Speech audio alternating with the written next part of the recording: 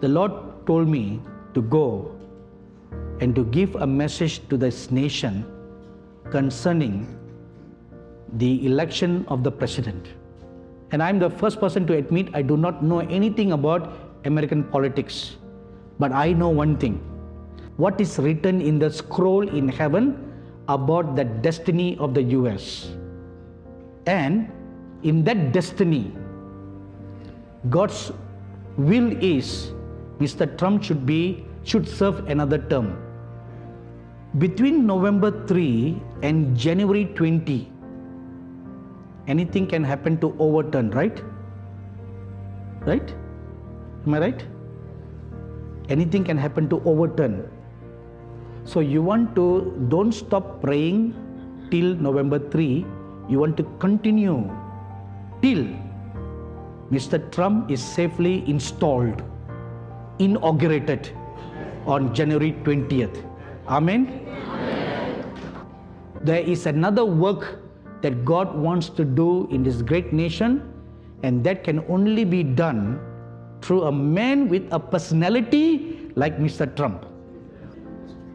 You know, a person with that kind of personality, I don't think you would have ever seen in the history of your 45 presidents a man like him who is willing to take on anybody. Even the mighty United Nations, right? Have you seen any other presidents of even China could not do that?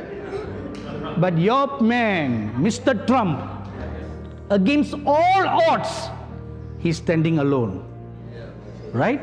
He's standing alone. When the Lord came to me at 2:30 in the morning and spoke to me about Mr. Trump, He showed me his heart, how much he's bleeding inside because he's standing all alone. Practically everyone is hitting him left and right. He's been battered, he's been butchered, he's bleeding, he's crying. Of course, externally, in public, he's putting on a big front. But I saw him in the secret of his bed chamber, crying unto God. He was crying and saying, Lord, I'm all alone. I'm standing all alone. While I was getting dressed to come to the meeting, I saw a vision of an eagle, which I knew symbolized the United States. And that eagle looked at me and was crying for help. He was crying for help. So a wrong man should not become your president. If the wrong man becomes your president, your nation will go down and it will not rise up again. That will be the end of the United States of America. Do you know right now, instead of wonderful men and women of God rising up from the US, they are rising up from Africa, they are rising up from the East. And God is sending them to the US to tell you how to walk right.